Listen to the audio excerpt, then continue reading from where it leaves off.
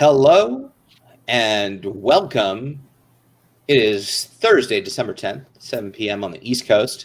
As always, we want to welcome you and please encourage you to say hello. Let us know where you're from. We'd always love to give you a shout out. I'm really excited about this topic tonight. It's near and dear to my heart. We have some amazing panelists and guests, and it's a really necessary conversation.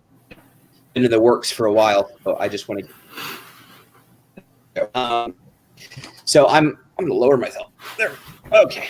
There we are. So anyway, so as always, please say hello. Let us know you're here. We usually give it a couple minutes to let people populate and get in. So please come in, grab a seat close to the front. There's water and beverages. And we'll get started momentarily. Hey, Katie.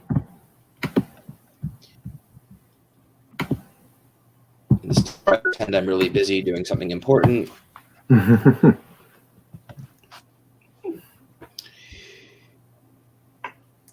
Ethan, you're a bit choppy. Really?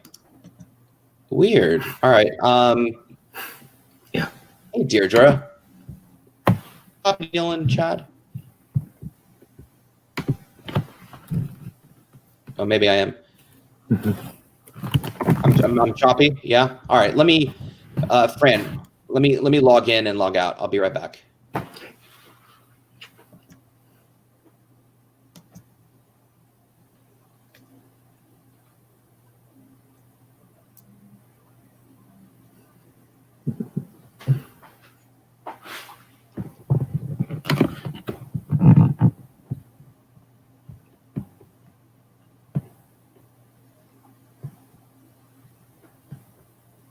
Is that better? So far. Yeah, so far so good. Moving, yes. Mm-hmm. Okay, excellent. Sorry about that. Apparently I had some technical difficulties. So if you didn't hear me before, we'll get started in just a second. Please say hello. Let us know where you're from. I know Katie said hi. Hi, Deirdre. I hope you're well. Grace is here. Maricela in Houston, my hometown. Deirdre, I think that was me that was choppy.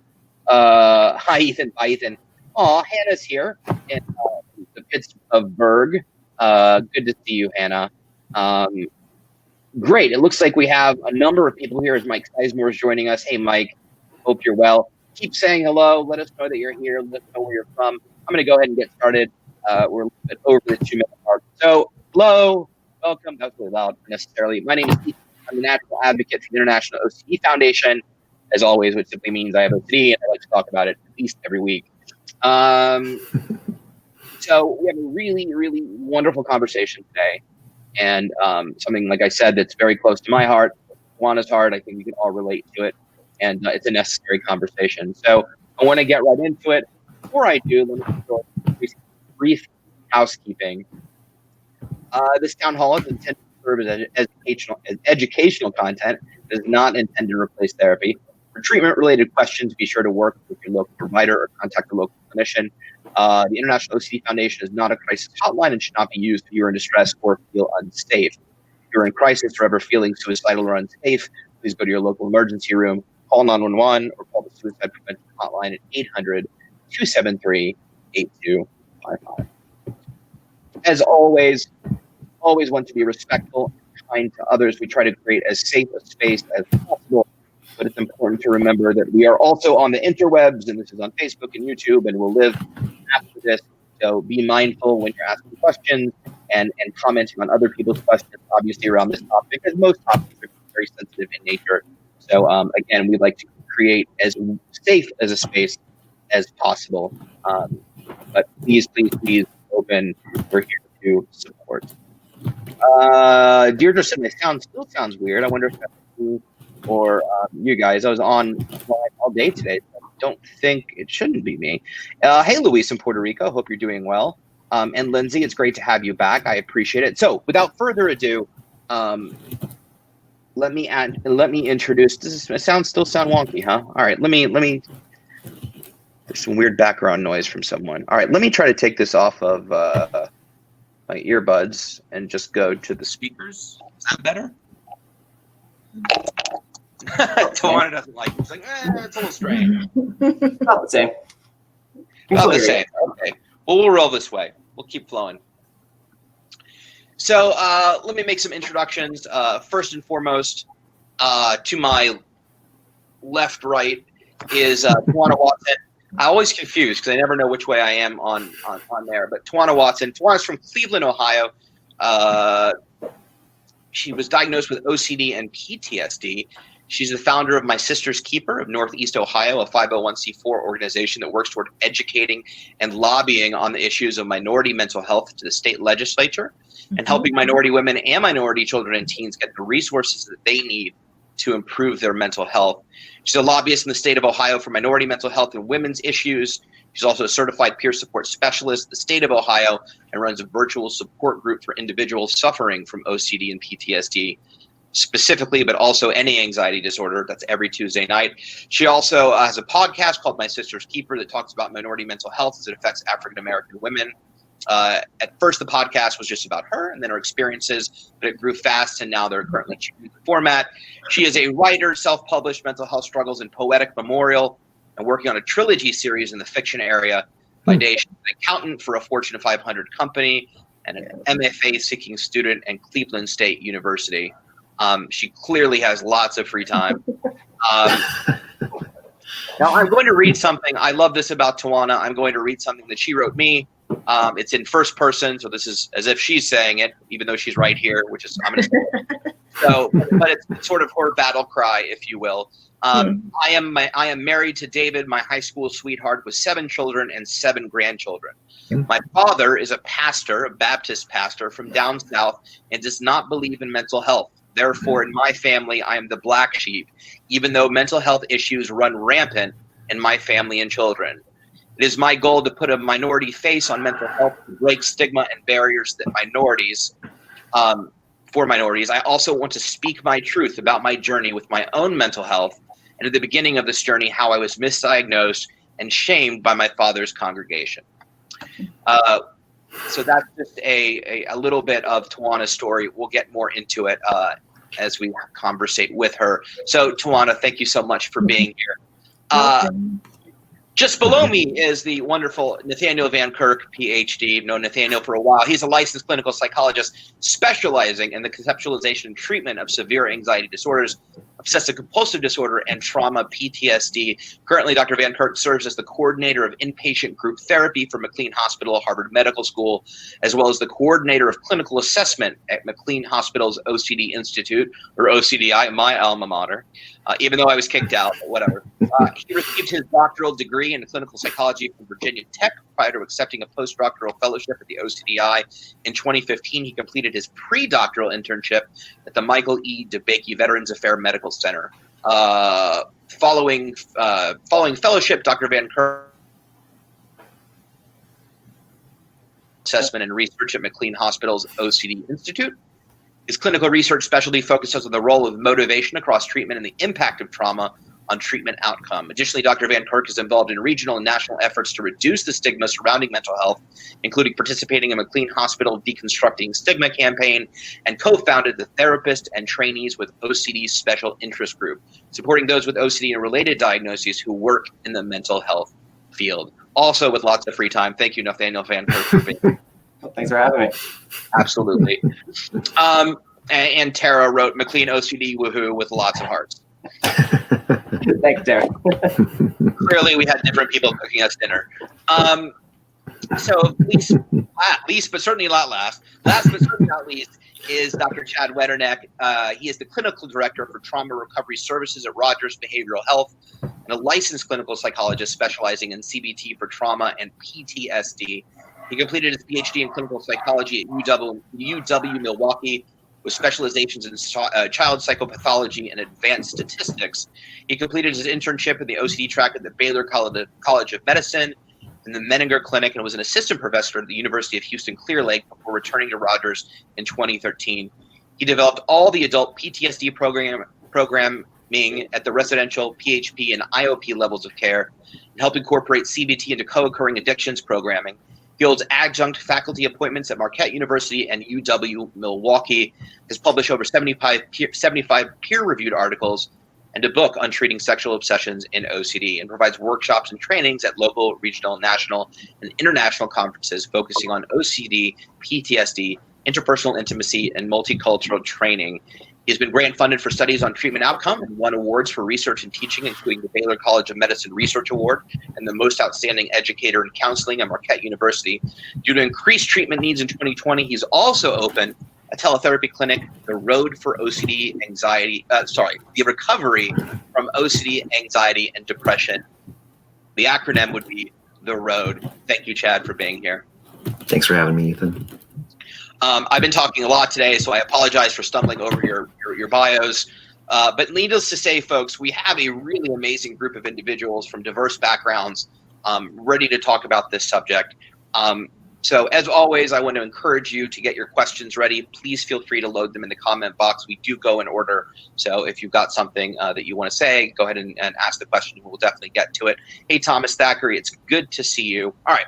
So let's get started. Before we jump into Tawana's story, I want to touch a bit on OCD and PTSD. We'll assume if somebody has questions about OCD or what it stands for or specifics about OCD, we can definitely define that for you. I'm going to assume that most of us do know what OCD is. With that, Dr. Van Kirk, can you basically break down PTSD for us? Yeah, I feel like I should be deferring to Chad on this one. But I think just generally speaking, the idea, there are a lot of overlaps between OCD and PTSD in terms of the way we think about certain aspects of it, like intrusive thoughts or kind of memories, intrusive recollections that cause a lot of distress and anxiety, that kind of fight or flight response. One of the things that people tend to think about the most within PTSD is that the hypervigilance component. But over the years, I think we've learned much more about all the different ways PTSD can present, and including, we talk about like negative alterations in mood, essentially looking like depression that comes following a traumatic event. I think as a whole, the way that we think about PTSD can be somewhat individualized based on how people meet those criteria. But generally, it's having some sort of kind of trauma or kind of what people used to call criterion A event, no longer. But essentially having some sort of experience that kind of sticks with you and changes the way in which you view yourself and the world, and has a profound impact on a lot of different domains of life across things like safety, trust, intimacy, power and control. So that's a general review, but given the bios that you read off, I defer to Chad on that one. Sure, Chad, take it away. Well, Nathaniel did such a good job on saying it in non-big terms and stuff like that, not getting stuck in the academic description of it. But it's PTSD is one of those conditions. It's one of the few mental health conditions that requires there to be like an event that happens that changes the course of your life. So it's an event that is, called traumatizing event. And it's something that you happens to you or happens to someone close to you, maybe in your presence, or an unexpected death. And you perceive it to be life-threatening or potentially violating to who you are as a person. And then it's pretty common for that to really, as Nathaniel said, just really shake you to the core, change your beliefs on how you see the world and how you view trusting yourself and others.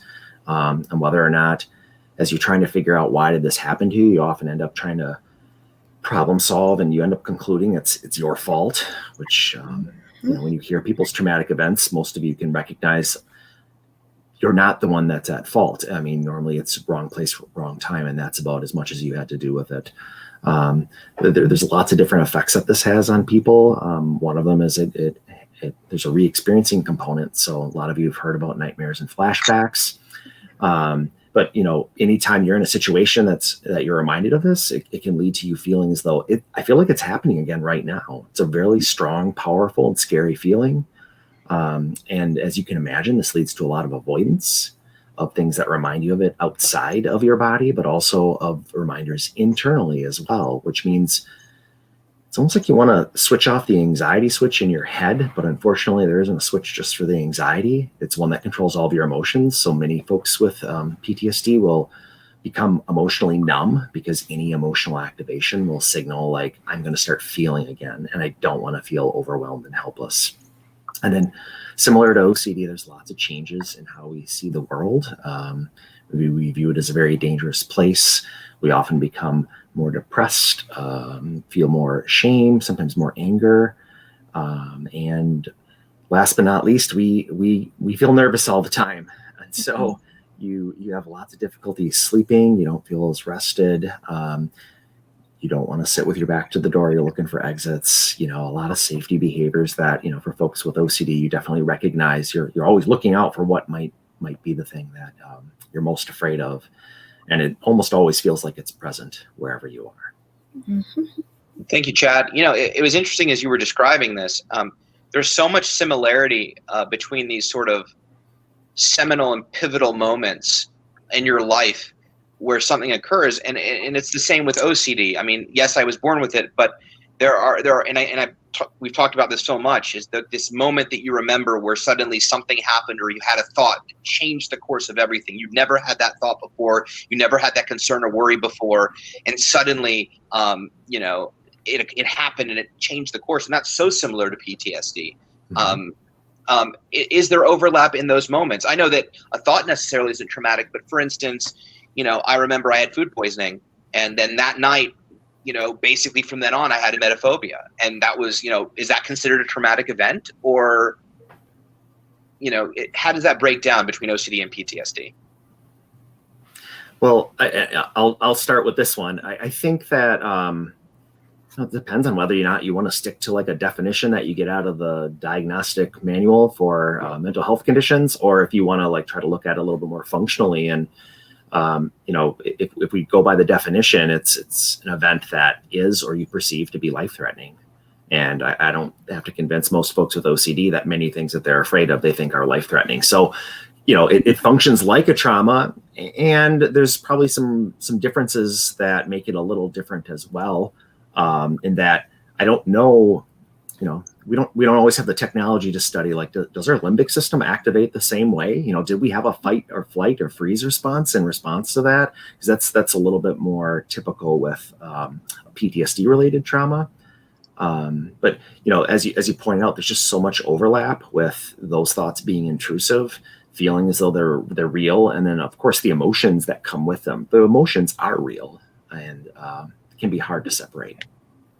Thank you, Chad. Go ahead, Nathaniel. I'd say to follow up on that, one of the things that I tend to bring up a little bit is the fact that when you actually look across the world, the WHO actually published a paper on it a while ago, that about 82.5% to 83% of people will have a traumatic event in their lifetime. Mm-hmm. And really the prevalence rate of PTSD is really only up to about 11%, because it's not just PTSD that might come from trauma. And I think that's also an important part. Mm-hmm. In some of my work in the VA, we see some veterans that are coming back with following significant trauma, coming back with OCD. Mm-hmm. And so it isn't necessarily like if you have trauma, you develop PTSD, but there's a lot of different ways, and one of those includes OCD. So that kind of further goes to what Chad was saying, that there is a lot of overlap, and we don't quite know what predicts one or the other yet, but we know that they're all possibilities. Mm-hmm. Thank you. Yeah, so much is starting to resonate and come up for me. Like the first time I felt this or thought this, and it wasn't, I perceived it as life-threatening, and that was the first time I noticed various OCD symptomatology. So that really resonates, and I know from the comments that's resonating a lot with you all as well. Tawana, thank you so much for being here. We've seen Tawana laughs at me. I don't know if it's a good laugh. I don't know if it's laughing at me or with me. I don't know what it is. But, no. but she, I always like her smile. So thank you for being here. Tawana, why don't you tell us a little bit about your experience with PTSD and OCD, and just give us a little background, assuming people don't know your story. Okay, as for with me, PTSD is manifest as in people. I don't trust people. I keep people I don't know away from me. I have very, very, very, very, very, very bad trust issues. And that's how I categorize it. But see, when I was misdiagnosed, my son is 22, a long time ago. I was misdiagnosed when my kids was really young. And I was told that I had 10 different diagnoses, put on all this medication, gained all this weight, and I don't recommend this to anyone. After I noticed that I was a zombie and couldn't take care of my kids, I took myself off. The doctors didn't know. I don't represent, and I don't want anybody else to do that. Then I tried to do what my father said, and that was Jesus. So I started going to church. I started to obsessively go to church, constantly go to church, constantly praying, constantly reading the Bible. I had a book around here. I can't find it now, that I want to show you, that I read scriptures in, constantly read scriptures. If I didn't read them in a certain order, then my day was going to be messed up. Jesus wasn't going to bless me, and everything was going to fall apart. So I did that 2017, I had a mental breakdown where I was in my house, and my husband had to actually bring me out of the house and take me to the Cleveland Clinic, where I was rightly diagnosed and rightly put on a treatment plan. My PTSD came because I felt people treated me really bad from start to finish. And I blame myself for everything, but a lot of things that they said hurt me. A lot of things they said hurt me. Like they said that my father's congregation said that I was dancing with the devil and all this other stuff, that mental illness wasn't right. I need to be normal. I hate that word normal. You need to be normal. You need to just suck it up. That's what my father used to say. Just suck it up. You know, you could get over it. You're strong. Black people don't get sick, like, you know, have mental illnesses. That was another one they said. So when I had my mental breakdown, I thought all these people was trying to kill me. And when I started getting better and started to realize it, these people hurt me to a point where it was really, really, it was bad. And they didn't listen to what I was going through. Instead of listening to what I was going through, they were trying to tell me what it was instead of saying, hey, you need some help. And I know my culture doesn't really recognize psychiatry as a science. Most of them don't, but most of the Black people I know don't. And that was part of the issue. But for them, and I don't blame anybody for this, I really don't. I may come across as I'm angry because I am, but I don't blame anyone for it. I think that if they would have listened to me, especially my dad, if he would have listened to me and just helped me, maybe it would have been better. But because of that, I don't trust anybody. It's really hard. I trust my husband to a point. I trust my kids to a point. I don't trust anybody. I have flashbacks. I was having flashbacks 2 nights ago about things that happened. I had this dream that I was in a church and they were trying to burn me at the cross. That's how bad it was for me. Or that I was outside and people started throwing things at me because I told them I had OCD. So I still have the flashbacks. I'm a work in progress. That's what I say. And I have a really, really good therapist who actually puts up with me. So, and that's about it. I mean, PTSD to me is a big issue in my culture because a lot of people have it and don't know, especially younger people. They have it and don't know. And I was on a Zoom call with the governor's office here, and one of his people said that all Black people have PTSD to some extent. And with that, it comes with when I got the PTSD exacerbated my OCD. Because now I'm checking everything, I'm doing this, and I wasn't doing that before, the whole trust thing. And I'm always questioning people and playing conversations in my mind over and over and over and over and over again, looking for like the lie or where they're trying to hurt me. Mm-hmm. And it's been tough, but I've been trying, I'm trying. I'm just trying. Thank you, Tawana. I appreciate that. I'm actually going to take a moment. I want people to really resonate with that. And I want to turn, obviously, to Dr. Van Kirk and Dr. Wetterneck.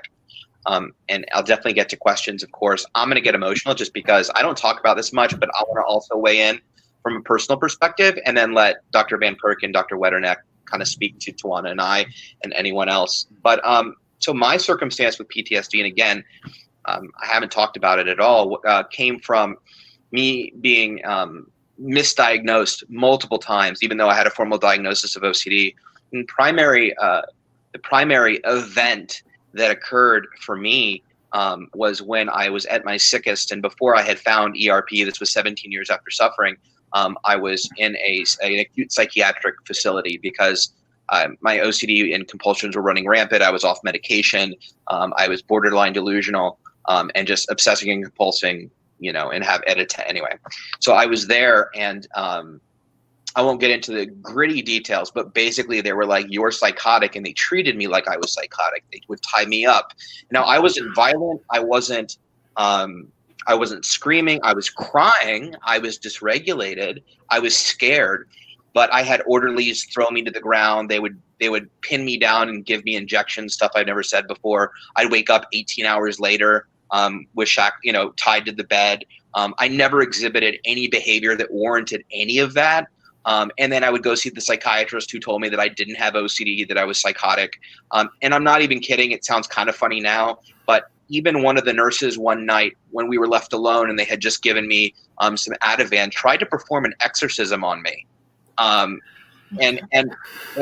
I mean, as somebody that was not only scared, really ill, and vulnerable, I was also, had just been injected with a large amount of medication. So to hear her literally speaking in tongues and putting her hands on me, and then the other nurses came in because I started screaming, and they turned on the lights, and she said, "I don't know, he just started doing that," and completely denied it. So that for me was my traumatic experience, and I still to this day I can't really watch anything that takes place in a psychiatric hospital in a movie or TV. Never bothered me. I used to like Locked Up Abroad and all those shows. Anything confining, I can't really watch anymore. But I had nightmares. I still have nightmares, but I had nightmares. And then smells. For me, smells were really, really triggering. I'd go into a public restroom or bathroom in a restaurant back in the days when we went into those places, and the smell would just immediately just trigger me, and I'd have to leave. The last interesting moment, as I'll tell you, and I would have flashbacks. Like I would be there in the hospital. I went into Starbucks one time, and they had cut all the ends of the bananas off, all the stems. And the only time I had ever seen that is at the psychiatric hospital, where that could be a danger. As soon as I saw that, I just immediately was transported to the psychiatric hospital. So thank you for letting me share. I normally don't make it about me, but the reason I wanted to bring that up is there's a variety of examples of PTSD, whether it's from treatment, whether it's from experience, whether it's from a compulsion that people need to do to reassure their OCD. And so they do behavior that is ultimately traumatizing, or just a traumatic event that really has nothing to do with OCD. We've given you a lot to talk about. Can you guys kind of weigh in on all that? And yeah, whoever wants to start. I mean, just first, I want to thank Tawana and Ethan, both of you, for sharing, because I know that even just sharing OCD, even with an OCD forum, but also sharing an experience with trauma and PTSD, especially, I think you can hopefully tell from when Chad and I are reacting to both those are the things that we hope never happens, and yet we know they do across the world far too often. And I think with stigma around mental illness itself, and also, Tawana, you talked about the generational trauma, and there's a lot of research on generational trauma and the impact of it. And unfortunately, in many areas outside of PTSD treatment, it goes unnoticed and unaddressed, and not appropriately kind of talked about or worked with, in a sense that you end up with kind of what you were describing. So I'm really glad that you brought that up, and for both of you to share it. So thank you. I just, in general, one of the things you had mentioned, Ethan, was the idea of how do they interact at times. And, I think you brought up a really important point, is that sometimes PTSD and OCD interact really closely. Sometimes they're completely separate and they don't interact at all. Sometimes they kind of do a little bit of both.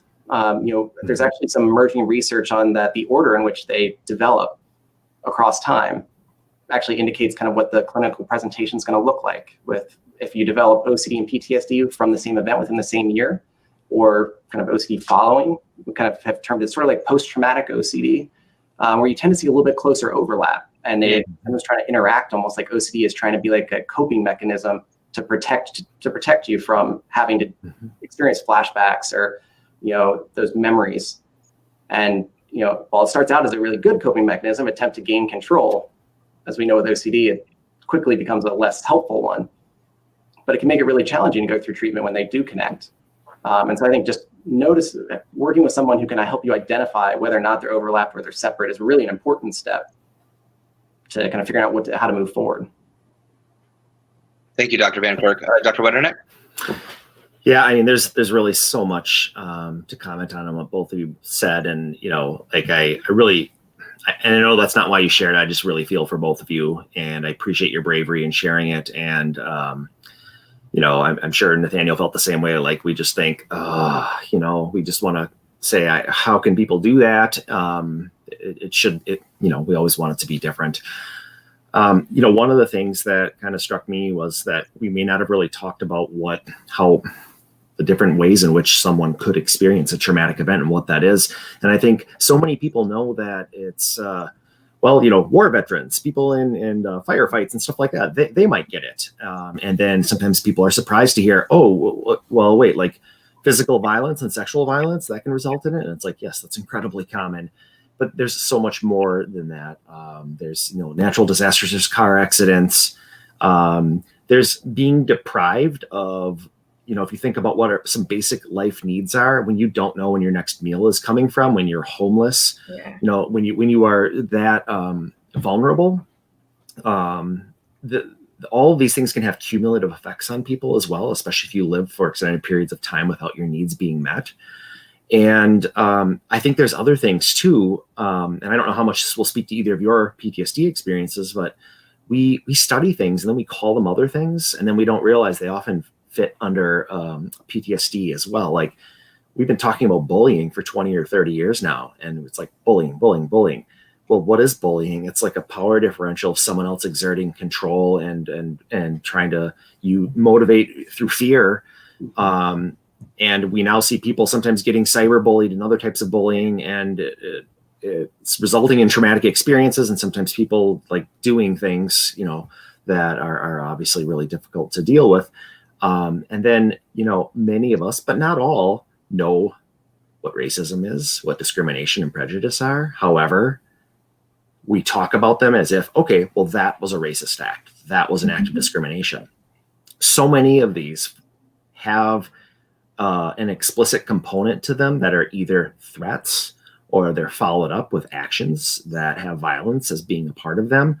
And when we talk about generational trauma, I'm so glad Nathaniel brought up all the points he did, because I can kind of rip off of some of those. And these aren't happy things to talk about, so I shouldn't sound that excited. We know that all of these actions have been tied to a history in our country and other countries, but we're talking about the US at the moment, where they've been tied to people having pretty serious consequences, including losing their lives because of who they are, because of their race, because of their skin color. And there's research that supports this. Besides people knowing that it affects them and hearing from their parents, you have to behave in a certain way, or someone could be this bad of an individual and actually exert some sort of power over you and try to get you in trouble or end your life. There's a study group out in New York, Rachel Yehuda and her colleagues, and they do genetics research, and they look at things like how gene alleles look like in folks that haven't been exposed to trauma, but their parents had traumatic events happen. And what they find is that these people that have not had traumatic events themselves, but were raised in environments with parents that had traumas, their gene alleles look like people that have actually have PTSD. And they likely weren't born that way. There likely was some mutating. And after you live with folks that are, trying to do their best to protect you, likely, but they are hypervigilant. They are saying, hey, be careful. They might be either emotionally numb or they might get really activated. That's, it's not just the message of what has been done in the acts of racism. It's also generational trauma when your parents or grandparents have been traumatized. And it goes right down to the biological level. Tawana, I know you have thoughts. Go ahead, please. No, because I call my kids, they're grown, but I call them like 1 million times a day to make sure they're okay. Just to make sure they're okay. And I know when we all lived in the same house, I used to stalk them on Facebook and everything else to make sure they were okay, because I thought they were going to get kidnapped and sold into human trafficking. So I totally get that. But I totally see their issues too, of my issues rubbing off on them, so I see it. It's really amazing. And my mother and father, both of them, even though they won't admit it, have their own issues that rubbed off on me and my siblings. So I see it. I was to say, just I think you both also, and all of you, alluded to the importance of correct kind of identification and diagnosis. And I think sometimes when we get as a field, sometimes we can get a little too kind of focused on one piece, and so like you were saying, kind of missing, like if people would just listen to that other piece, there's a lot that we can do for it.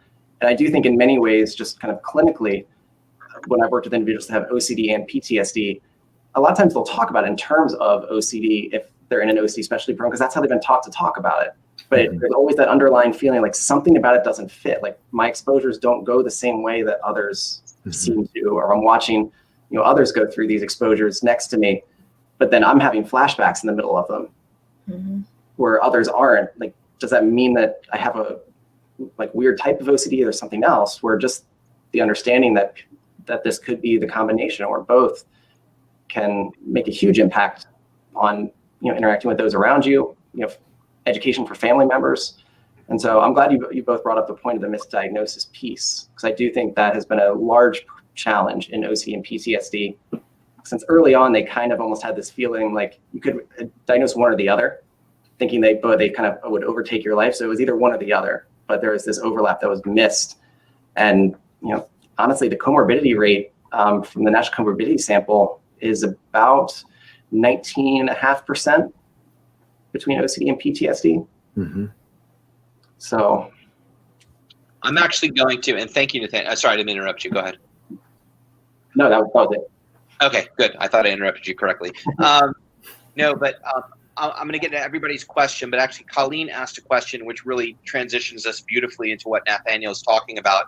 So Colleen at 7:31 p.m. asked, how do people get treatment when they have both diagnoses? Are they treated together? Do you have information that can help? I'll put that up to Chad first. Yeah.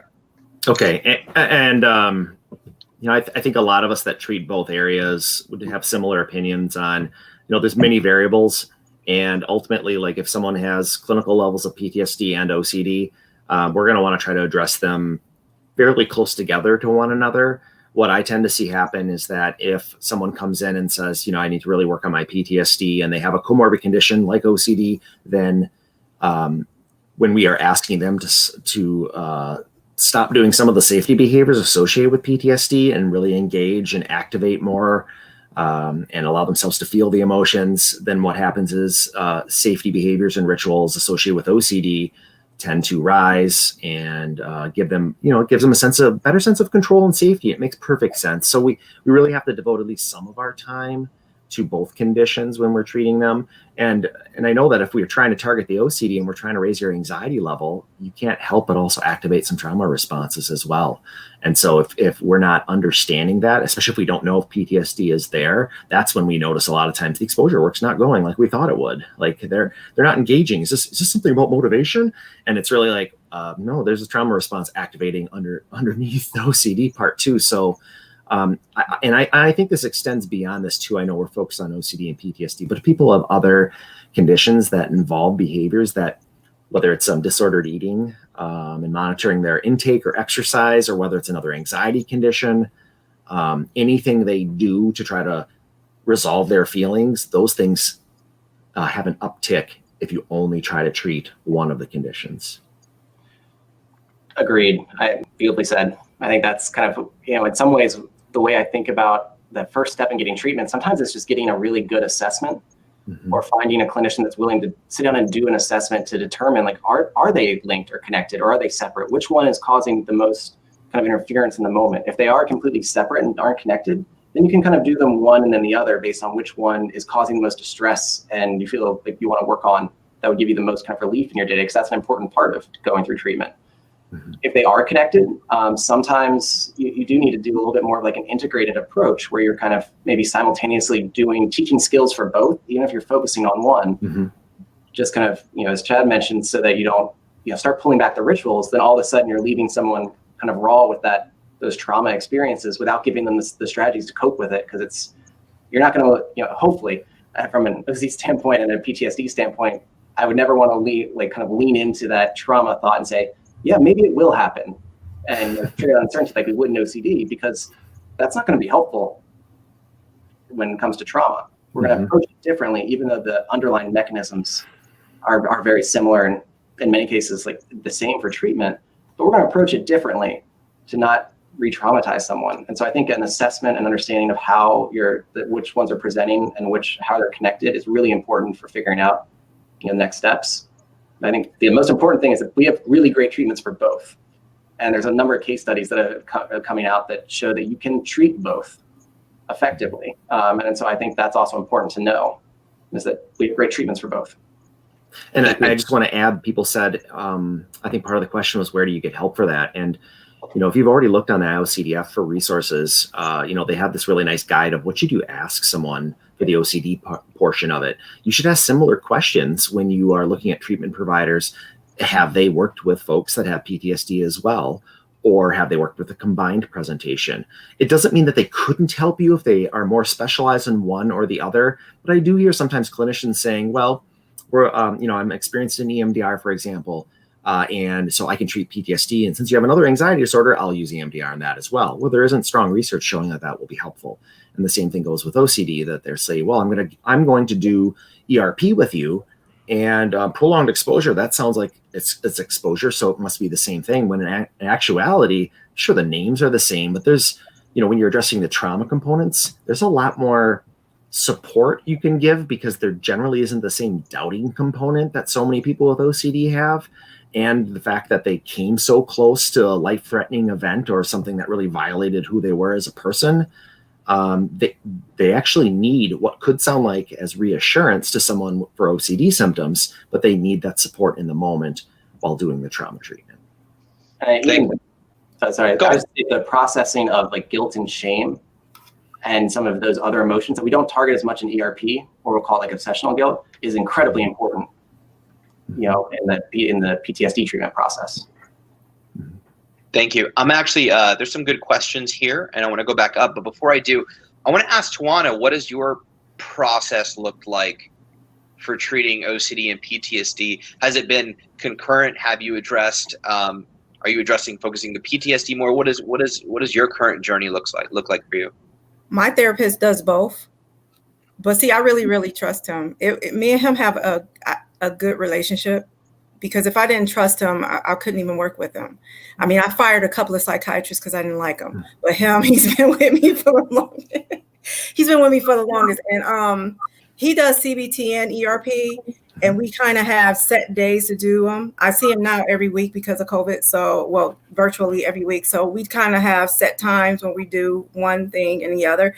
And he has an open door thing with me. So if I'm like, a couple of nights ago, I was having flashbacks. I texted service, and the next morning he called me, and we talked it through. So I mean, I love my therapist. he is great. I wouldn't tell him that, but he really is. Or it just so happens that he's waiting behind the curtain. No, and I relate to that. I didn't even know I had PTSD until my OCD started. I started to enter a phase of maintenance and really managing OCD successfully. And then suddenly this PTSD reared its head, and I was like, whoa, what is this? I had no idea it was there and waiting for me. And I spent probably 2 years working with my therapist. We didn't treat OCD at all. And at that time, I really wasn't doing active ERPs, and we focused in on a variety of treatment modalities like dialectical behavioral therapy. I spent a year writing a trauma journal, all kinds of things. I even tried some EMDR as well. So that's kind of how my treatment looked like. But I can only imagine if they're co-occurring and you have to address both, how dicey that can get. So let me get to some questions. I want to thank you all so much for your input. I want to start at 7-6-15 because I always go in order. This isn't specifically about OCD and PTSD, but I always like to address everyone's questions here. So Louise, hopefully you're still with us, or Lewis at 7:16 p.m. said, I want to know if there is ruminations in OCPD like in OCD. And if there are, what kind of ruminations are the content of the ruminations, like the content of OCD ruminations? Go ahead, Chad. Chad is nodding more furiously. Yeah, well, I think there's a lot less research on OCPD than there are about either of these two conditions. And so like what I'm going to say is probably more anecdotal and from my own experience in working with folks. And that is, it does seem as though people ruminate on various things. Oftentimes it's things that they didn't like the way they went, the way they were treated. It often sounds a lot like rumination about resentful types of actions. And as we know with many of our mental health conditions, we might call one thing worry, one thing rumination, one thing a flashback, one thing an intrusive thought, and there's really some commonalities between them all. And I think one of the things that we tend to look for sometimes with rumination within OCD, a lot of times kind of serves a function to almost distance yourself from a fear, like a fear of harm. As long as I ruminate and I make myself feel bad about being worried about having caused harm, that means that I'm okay. I'm not a monster. Where an OCPD rumination, as Chad was saying, is going to be a little bit more specific around kind of how things went, what happened, versus trying to like neutralize that fear, which we might see kind of in a more ritualistic rumination in kind of OCD. Perfect, thank you. And also toward the end, we'll definitely list some resources for PTSD as well. I'll pick Chad and Nathaniel's brains. We had some great comments. People are agreeing. This was from our conversation earlier about bullying and narcissistic abuse and things like that. Selwyn, my friend in Australia, and the only man that can get away with calling me a Yank, asks at 7:25 p.m., is there a point where anyone who has had a small event now a PTSD victim? Would that be like a fad, like I'm so OCD before I clean a lot, that sort of thing? Are we seeing like the misuse of PTSD in everyday? Yeah. Well, I'm trying to think about everyday versus like some of the folks that I work with that are, I mean, everyone that comes to, Rogers is typically referred to by other therapists. And I think, in trying to do a good job of ascertaining if people have PTSD, a lot of therapists might suggest, well, I mean, maybe you had a traumatic event, or maybe you're acting in ways in which you appear to be traumatized.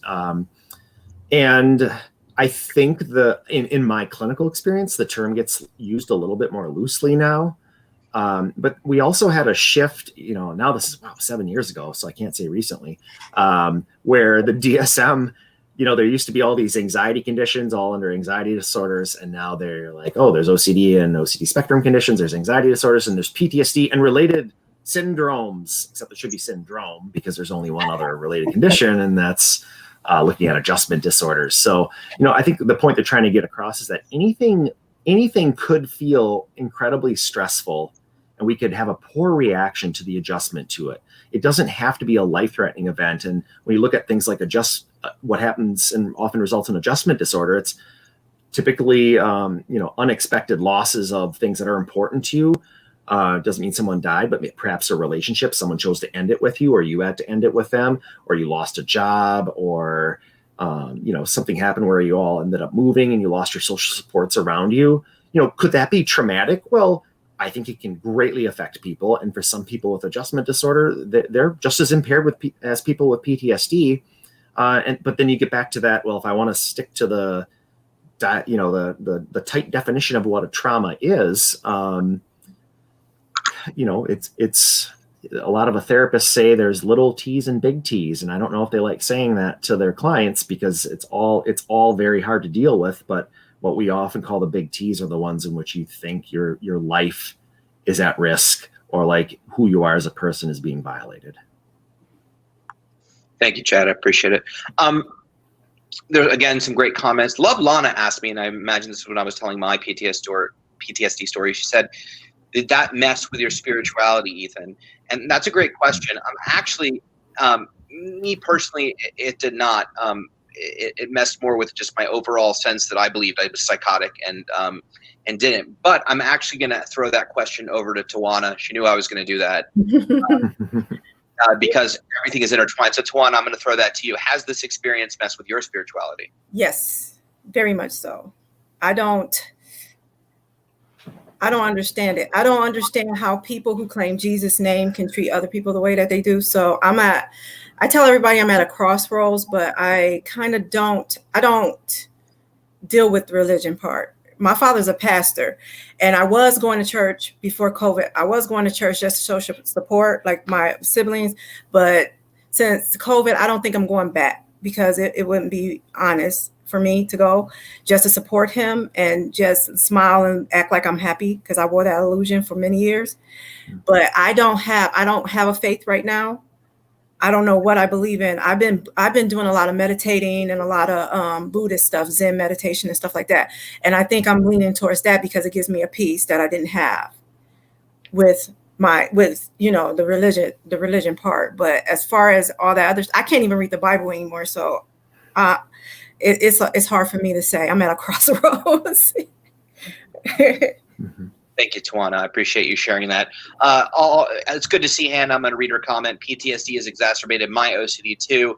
I'm working through it right now, but it isn't an everyday struggle. I've had OCD for years, and adding this to the equation makes it feel like a brand new beast. Thank you both for being vulnerable and sharing your experiences. You're very, very welcome, Hannah. Scroll down here to some additional questions. Just want to make sure I'm not missing anything. Colleen, thank you again. She asked about the treatment. Keitha agreed with you, Dr. Wetterneck, at 7:32 p.m. I'm not exactly sure what you said, but she agreed. So this is an interesting question. We can post Janice's question at 7:35 p.m. Of course, I know what she's talking about, but I'll throw this out to you guys. Has a stellate ganglion block ever been tried as a possible treatment for someone with PTSD and OCD? I'll throw that out to Tawana. No, I'll throw that out to either one of you can take that. That's above my pay grade. And I don't mind stating that that's a little bit out of my expertise as well. In some of the more specialized PTSD or OCD centers I've worked in, I haven't heard that being used. But I don't know about Nathaniel, but we're not, I think we do really good work in our treatment, but we're not generally on the front line of doing anything that seems experimental or that isn't already approved by the FDA. And as much as, I wanted to be a medical doctor maybe once in my life, I'm not a medical doctor. So Nathaniel, if you know anything and can add to that, I'd love to hear it. I'm also the wrong type of doctor, and not one that you want to give a scalpel to or ask medical advice. But I'd say similarly, when it comes to like intensive treatment and residential level treatment, I think just given that it's not always a guarantee that someone's going to get another kind of chance at that, especially given the cost and the issues with insurance and otherwise.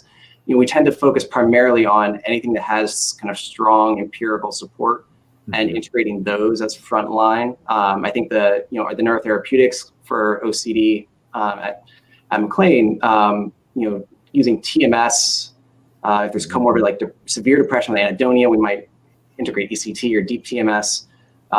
There has been some research going on with ketamine, but less within the clinical context and more within a research context. And kind of data still early and developing on those. So I also, similar to Chubb, not familiar with it in terms of something that we would use clinically on a regular basis, more in the research realm probably, but outside of kind of my area of expertise. But I got some reading to do after this. I'm a Google Scholar, so. But thank you, Janice, for that question. Can I just ask, what is that? I'm honestly not familiar with it. Oh, cool. Okay. That's why I have a lot of reading to do. Okay. All right. Well, thank you, Janice, for the question. I appreciate it. Keitha wrote, my daughter is also about 3 years behind her actual age. Her second comment is she is almost 22 and acts more like 17. How do I get her to come out of her room and do everyday things? Let me tee this up, Keitha, a little bit. I candidly don't know. And you can feel free to comment. I can scroll down. I don't know if you're specifically talking about her OCD or PTSD and where she is in treatment or therapy, or if she's had it. I can tell you that emotional delay is very, very common, especially when you've been wrapped up with OCD. Part of my OCD personally was I was afraid to leave my mother's side. So I was 22 years old asking my mother to go on a date with me because I was afraid that she was going to get sick or die. And I wouldn't be there. And when I got better, I was 32 in age, but I felt like I was 18. And I still feel that gap, me just catching up to all the years that I lost. So I think that's very common. But in answer to how do I get her to come out of her bedroom and do everyday things, I'll hand it over to the experts in terms of treatment and therapy. Go ahead. Yeah. I think in many ways, there's not necessarily a one size fits all for that. I think a lot of it's going to be coming down to finding kind of things that are important that can be used to motivate, in a way to kind of fight OCD. There has to be, in many cases, there has to be some value proposition of something that's worth, I talk to people a lot about what's worth taking the risk. Your OCD is telling you that there are all these risks. Like, what is the thing that's worth taking that risk for you? And sometimes it can take a little while to figure out and find what that is. You just may not know. So I think kind of having that discussion about like what would be worthwhile taking the risk. Are there things that might kind of help, engage her in outside of her room that are valued, or things that you could do together to do that, to kind of build that motivation, and just having a discussion with her about it. I just think in general, when we tell somebody like come out of your room to do this, or you should try this, even if it's a hobby that they want to try, as human nature, a lot of times we're gonna be like, I don't think I like that. It's like, and then inside you're like, but I'm gonna try it later when no one else is watching. I'm gonna go, try a new hobby. But I think just try to have that collaborative conversation about what some things you could do together or something that she would just be interested in doing can be a good starting point. And I'll just add, I agree with that 100%. That's where I would have started as well. And I think we also often have to look at the situation in terms of, is there ways in which we can increase that motivation? And, sometimes we, in our desire to protect those that we love and show them love, we do lots of caring behaviors. And sometimes we can try to protect them so much that there may be less motivation to actually come out of their room, right? So, I mean, we do our best, and whether you're a parent or you're not, and you love someone, you might do your best to try to give them everything they can, and that's where we sometimes see caring and loving behaviors turn into something that we might call accommodation. I don't know if that's happening in this situation, but I would want to know if do you put your life on hold to make sure that she's always safe, and besides giving her, I'm sure, what she needs, sometimes that's a sign that, well, I have what I need. I love my mom. I love the people I live with. And since they're supporting me, do I have to change? And I don't know anyone saying you have to, but I think you might recognize that there's more to life that she might be able to experience. And what might be most important to her is, but I'm safe in this moment. And as long as you're willing to stay home and around me, I'll be safe. And then what you end up seeing is oftentimes loved ones putting their lives on hold and then not going to the store, not going out for a date night, taking a vacation, hosting other people over because they're too concerned that it's going to disrupt, a loved one's life. So that can also turn some level of motivation where you say, I also need to live my life, and I always want to be a part of your life, and I want us to both, learn and grow and, not keep things status quo the way they are right now. Anything to add, Tawana? Well, when I was younger, I always isolated. I like being isolated because I don't like people, but that's just me. But I'm thinking about my son, my youngest son. He used to like to be by himself. And with me, I used to try to get him to do things, but mine became more obsessional, which kind of was like, he was like, leave me alone. So it's a double-edged sword, I think, for both people. Because I mean, my son, he was just a teenager. And I used to be like, come watch TV with me, come do this. And it got to a point where he was like, leave me alone. It's like, just leave me alone. I want to be by myself. So I don't know. Mm-hmm. I think it works both ways. Thank you, Tawana. And, I'll just add finally that everything that Tawana and Chad and Nathaniel are talking about are uncertainty, motivation. These are all aspects of treatment, right, and therapy. So if you and your daughter are not currently in treatment and therapy, and I say both of you because it's a family affair, then I would encourage you to go onto the IOCDF website, read a bit more about treatment and therapy, more for OCD, but there are some stuff on PTSD as well. And just get started. It all starts with OCD education and treatment. And, with parents a lot, we see a lot of sort of this aspect of feeling like you need to guess to figure out what to do.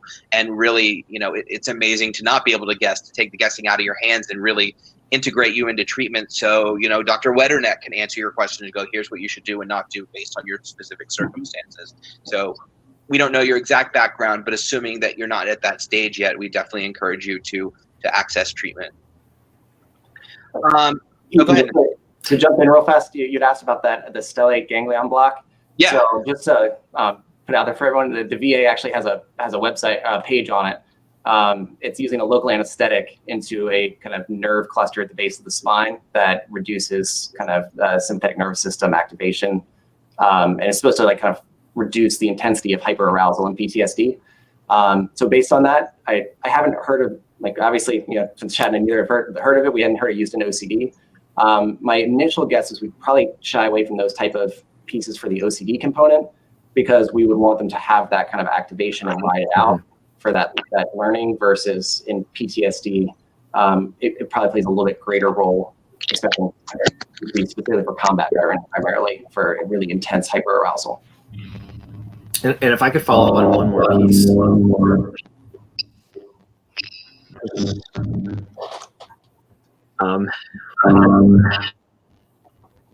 Anyone else here? Okay, so I'll try to talk through my robot Echo and just mention that what's pretty frequent to happen with children, adolescents, or even young adults that are living at home or with other loved ones that they may not want to go in to get treatment. Consider whether you're willing to go get treatment. Talk about help your life grow and develop as well. And they might be like, what are you going to treatment for? It's like, I'm to deal with how things are progressing in our family life. And I think it's important, and you can model that for them, but at minimum, you'll be taking care of yourself.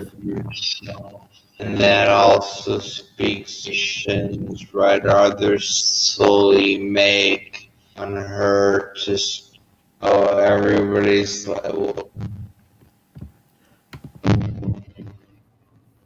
Sound. Do we all sound that way? I hear myself. So far, Tawana's the only one that's coming through without the echo. Tawana is for the vlog. This adds a really kind of intense element to the discussion. Yeah. Well, you both are coming through just fine. Yeah, You now are you're now. Yeah. I guess we get to blame this one on Ethan. Right. So let's go back to more comments. Oh, wait, there's Ethan. Okay. Is it better? Yes. There we go. Oh, so it is just me. Wonderful. I start talking and I see, and I'm like, all right, that's cool. So let me refine my place here. I apologize for the technical difficulties. Apologies. I lost some of the questions here. Okay, here we go. This is where we left off. Apologies. So Stephanie DeCross at 7:41 p.m. asks, would be curious to hear your thoughts on whether how an ACT lens might be helpful in treating comorbid OCD and PTSD. That's a great question. I'm going to throw that to Nathaniel to start.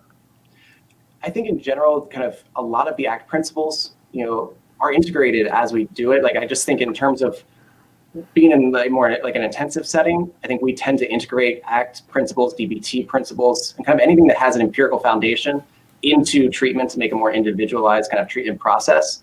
And have found it helpful also and I know there's evidence both in OCD and in PTSD that ACT has great effectiveness. And so I think if you take kind of that, for my approach, would be taking that kind of empirical foundation piece, finding those elements that work and have research to support them, and then try to integrate them into a package for an individual who has a comorbid presentation, and figure out which ones also that they resonate with the most. Because I think that's also a really important part, is not, as clinicians, it's important for us not to get kind of too focused, stuck on one over the other if the person we're working with doesn't resonate with it. Mm-hmm. It's important on whether or not it's get this as kind of a framework or presentation that they resonate with and can utilize and feel comfortable utilizing. So I would kind of use them based on the discussion with each person, but definitely on the table. Yeah, and like Nathaniel said, the two approaches can really blend in well together. So, most of our empirically based treatments for either of those conditions are under the cognitive behavioral therapy umbrella of treatments, and ACT is really very similar to that. In fact, they say they're another wave of behavior therapy, and I know that Nathaniel does as well. We integrate these principles and we take some of the techniques that we know work really well. And some of the ones that we use, like in our PTSD program, are more about trying to help people identify their values and their commitment. And we talked about this a little bit earlier, like my colleague John Hart would call it the why fors. What are you doing this really hard treatment for? And oh yeah, that's right, Nathaniel's colleague too. And anyway, we're trying that sometimes addresses people's motivation, and it gives them like a compass and direction to go in, rather than just, I don't want to feel so anxious. And then for folks that their anxiety reduces but not as much as what they want, they still can recognize, I've still moved toward things like my values. I've still learned skills to try to look at my thoughts and feelings from a different lens, and that they feel real, but they're not necessarily true. Thank you. Yeah, no, ACT was game changing in my own recovery and journey, and we've had multiple town halls on ACT, and I can just tell you there's so many amazing precepts in ACT that aren't specific to any type of mental illness. They're just great ways of approaching life, and those specifics are really beneficial regardless of what you're facing. So yes, I completely agree. At 7:44 p.m., this is also above my expertise. Daryl asks, have you found that people with OCD get mistakenly being diagnosed with cluster B personality disorder? Go ahead. Go ahead, Chad. Oh, I don't think it's uncommon for anyone with an anxiety condition, especially when they're reacting to, either internal or external cues that prompt their anxiety and feel like out of control, whether it's they're actually having a panic attack or they're so distraught and wanting help in that moment for it to look like something that we consider to be a cluster B personality trait. I think this really speaks to the idea that you do want to find a specialist for each of these areas or for the combined presentation. It's almost as though, we do have lots of specialists and they tend to see things through their lens of what they're used to treating. And so if, they see, oh, everyone's got a stone and I have a hammer and I need to hit it with that. It's like everything looks like a stone to them. And if the only tool you have is a screwdriver, then everything starts looking like a screw and you start trying to screw it. So I didn't mean for the double entendre there, but, it doesn't work then for everyone. I can't blame folks for saying, hey, that looks like something I'm used to from a different mental health condition, but that's why you go to a specialist, because they'll say, I know about differential diagnosis. And I'm used to hearing that this can look like another disorder, but it's being masked, or it's actually a presentation that's part of your OCD or PTSD. I agree. I see one domain that comes up a lot is like around relationship OCD, when uncertainty latches onto relationships.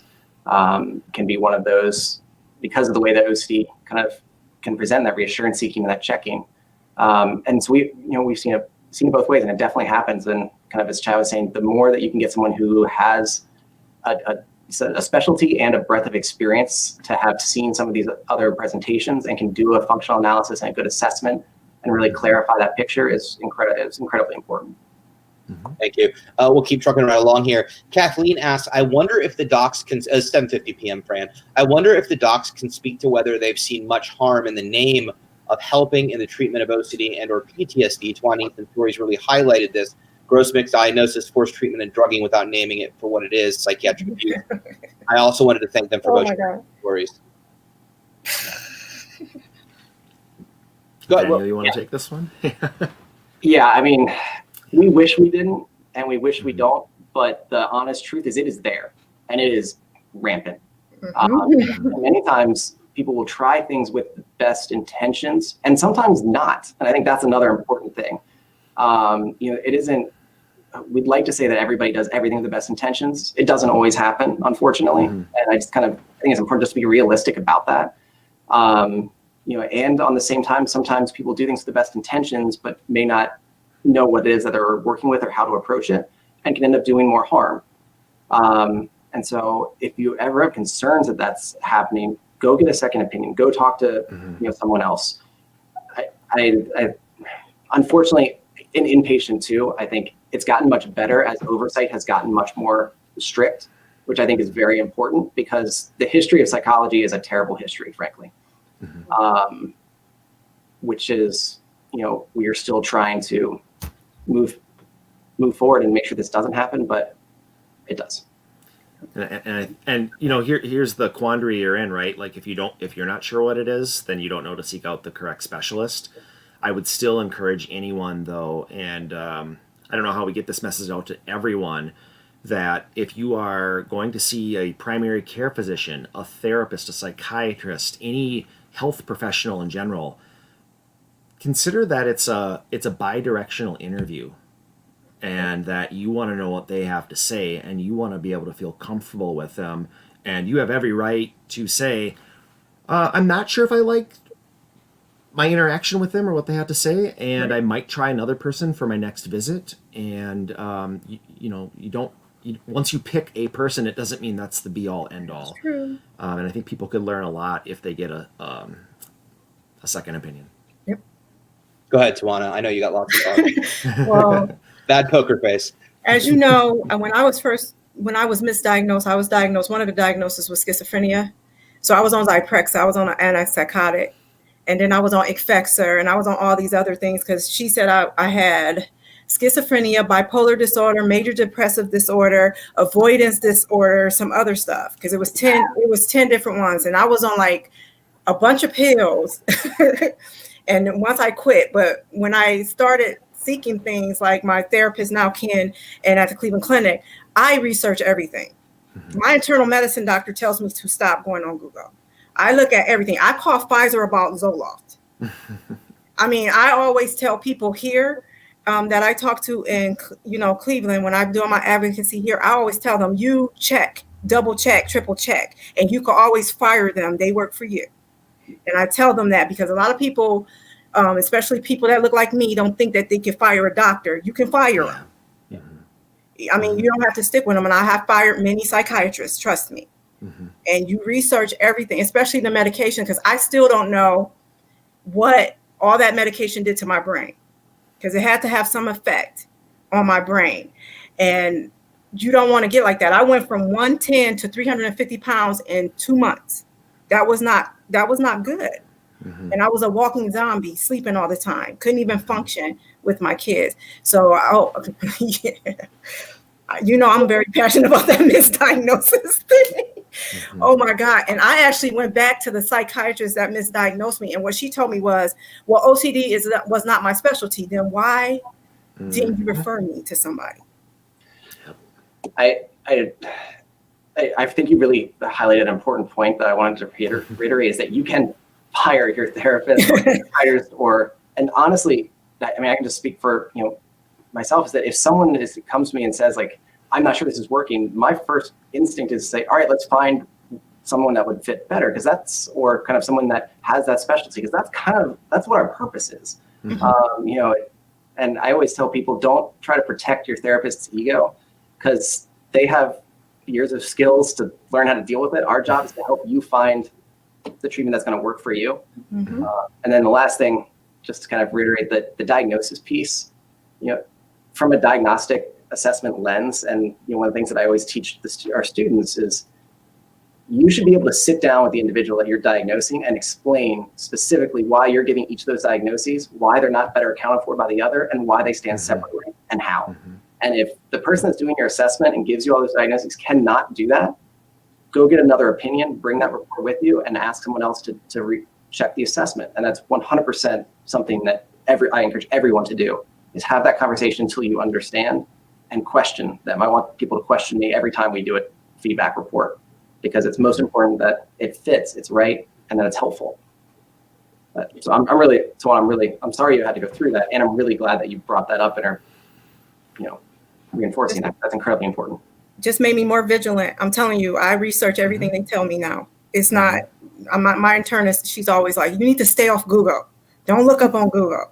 Google doesn't know the truth. I used to make a joke because I've been on a particular drug you're supposed to go on this drug for 6 months. I've been on it for 23 years. And I don't know why any psychiatrist didn't take me off of it. I always make this joke that Google calls me once a year to let me know about the side effects. And then when I hit refresh, they're all listed there, what I just said. It's, and I know Tawana can speak to this, and it's so hard because when you're in this extreme desperation mode and seeking help, you turn to your professional, just like any physical diagnosis. You turn to the professional and they have an answer for you. And if you're not educated, you're like, yes, that sounds like me. Help me, please. And each time you go through that process and it's wrong, it's just more damaging and more damaging and more damaging. But I totally agree with Tawana. So thank you for all of that. Amanda, this is a great question. 7:55 p.m. Amanda asked, I can't find anyone that will acknowledge that my PTSD affects my OCD. Are there any books or things that you recommend to learn about it, as I can't find a therapist, psychologist, or psychiatrist to help me right now? So I'm doing it on my own.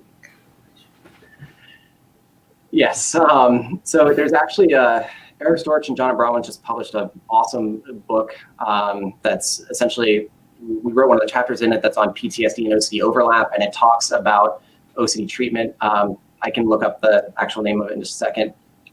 For the therapist to look at that, because they do go through all the comorbidities, including the PTSD OCD overlap, and outline all the evidence for it.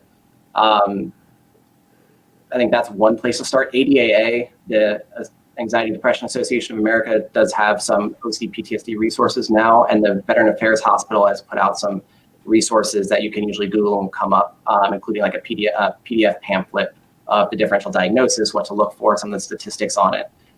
So those are all definite resources that you could refer any potential treatment providers to as well. And going back to what Nathaniel said earlier, can any of your treatment providers that you've worked with explain why they're not willing to do that? And, you know, every once in a while there's a reason why, and it may be a well-founded reason, but if they can't explain it and you can't make sense of it, then yeah, you may want to look elsewhere and also look up these resources. Tawana, what have you found helpful? From which one? From my therapist now?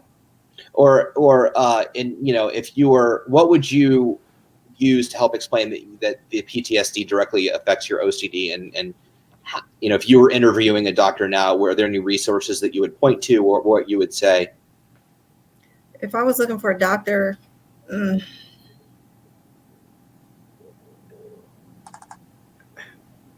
mean, that's hard to say, because when I went to my doctors at the Cleveland Clinic, they told me what it was. And then after I got my mind back, I started doing research on it and kind of agreed with what they were saying. But they told me what it was. After a 5-minute conversation with my my psychiatrist, who now, she's no longer in Ohio, she told me flat out, she was like, you know what, you have OCD, and I think you have a little bit of PTSD in there too, from a 5-minute conversation with her. And then she introduced me to Ken, who is my therapist, and he pretty much told me, I am a specialist in diversity and also OCD and PTSD.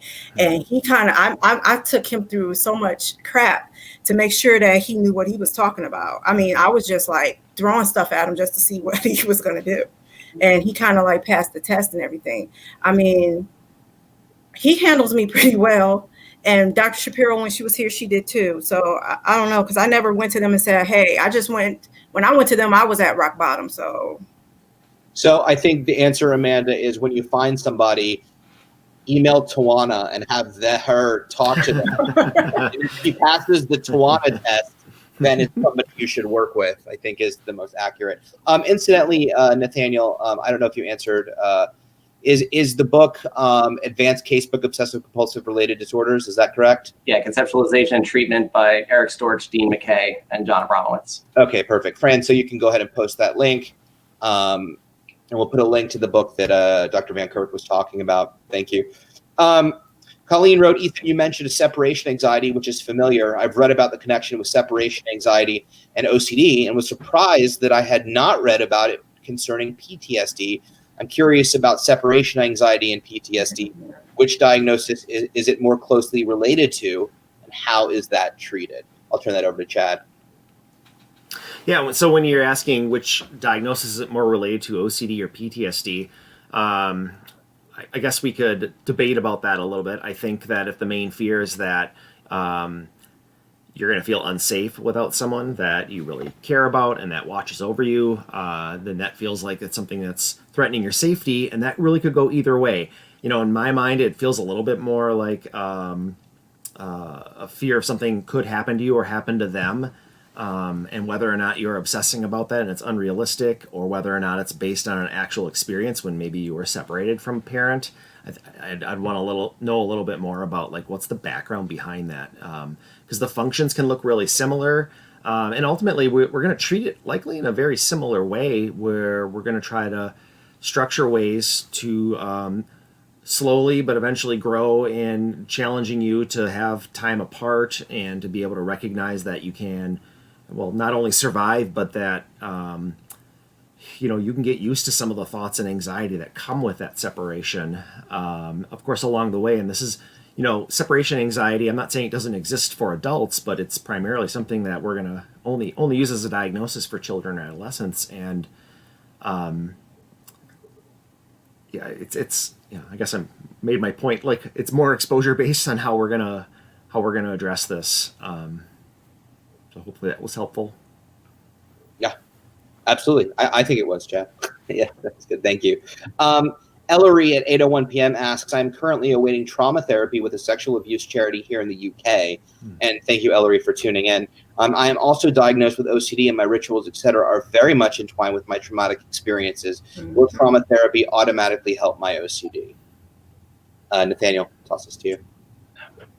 I think in general, trauma therapy will it will reduce a lot of the anxiety and kind of the potentially the interconnection. I think it depends on what trauma therapy you're going to be utilizing, because they have slightly different approaches. Whether it's like cognitive processing therapy, it's a more cognitive approach, or prolonged exposure, or like trauma-focused CBT.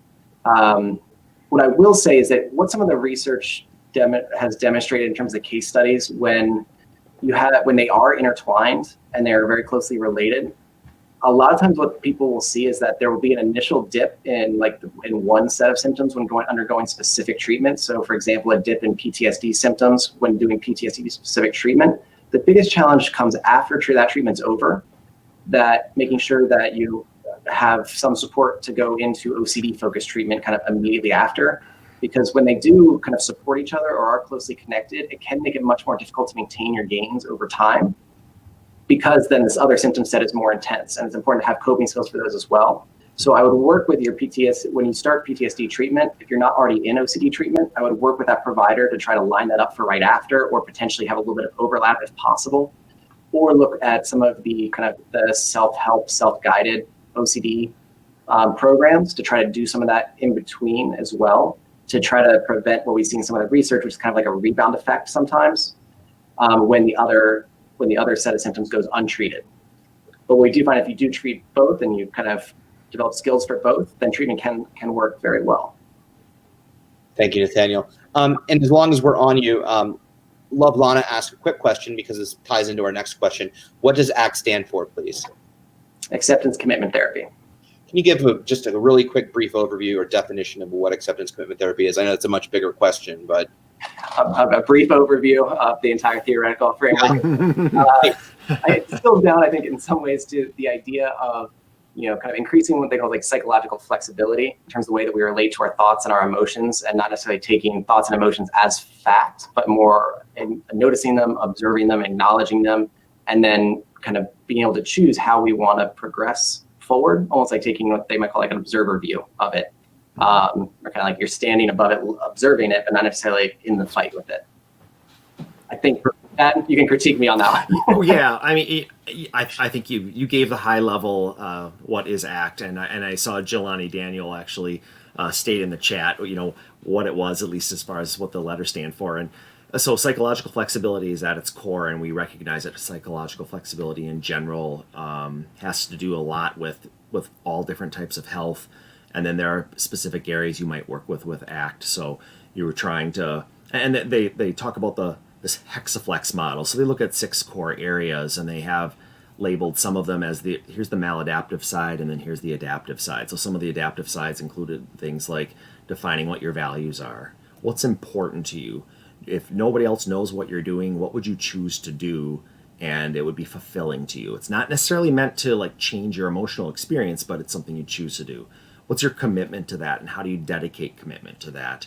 How do you try to look at things in their full context rather than looking at things through its content itself? So if you've ever had a traumatic event, for example, do you see yourself as someone that's a victim? Do you see yourself as someone that's been abused and therefore that's my label? Or are you able to put that in perspective of, during that time in my life, I experienced victimization, I experienced abuse, and that's part of my lived experience, but I'm also able to do things despite that. That's part of who I am, to try to not be fused, and that's a term, like fused with your thoughts and feelings, and you really want to be more mindful, so you treat thoughts and feelings as if you can observe them rather than work through them. And I think I'm missing one or two of the 6 core areas, but I think that fleshes it out a little bit more. It's a quadriflex for now. Sure. And also I'll take a time to plug Marissa Maz's new book, the ACT Workbook for OCD. It's really, really good. Fran, let's put a link to it down at the bottom. If you want a good introduction, a good workbook to ACT, there are a number of them out there. This one's new. It's excellent. So ACT Workbook for OCD. Check it out. This will be the last question we'll take. This is from Houston Tariel. I hope I got that name right. Can at 8:05 p.m., Fran, can ERP or ACT be sufficient for treating OCD, or does there need to be a medical component to treatment? I assume when you say medical component, you mean some sort of medication. And we know from the research that some people benefit from medication, some people do not, and it can be enough to do ERP or ACT to treat your OCD. What we'd ask is that you be open to, as you're going through some of your treatments, be receptive to that. You might get suggestions, and if you're working with specialists in this area, that they are likely to recognize when things aren't going as well as either of you might want, and they might make that suggestion. And they, if they're a specialist, they're going to do it with your best interest in mind. And I'll say, if you're starting medication or using medication in combination with ERP or ACT, just as a way to kind of almost, we talk about it sometimes as like turning the dial down on the intensity of the anxiety or the symptoms to allow you to access kind of the ERP or ACT, make it just a little bit easier. But one thing I always reinforce is starting medication doesn't mean you always have to be on it. Many people will go through it. They'll do really well in treatment. They'll really practice those principles. They start to get comfortable with it, and then they may talk to their psychiatrist and treatment team about tapering down. And if that's something of interest, bring it up and talk with your treatment team and have a very kind of open and honest discussion about when it's working, when it isn't, and kind of taper it slowly if it is something you're thinking about, but make sure to do it with them in terms of monitoring how the exposures are still going, how the symptoms are still going.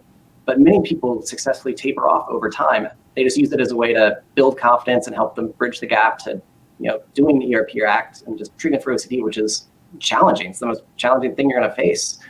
You're kind of playing chess against your own mind. And so sometimes that just helps to get it started. And then as you build kind of confidence and mastery over it, then you can talk to your team and make that decision. So it's not an all or nothing one. I think that's an important piece too. I always like to say it opens a window. At least it did for me. Yeah. In a completely sealed force field house where nothing was getting in. We're almost out of time. I actually want to throw it over to Tawana. Any final thoughts or suggestions or anything on your mind in relation to anything that's been spoken about tonight?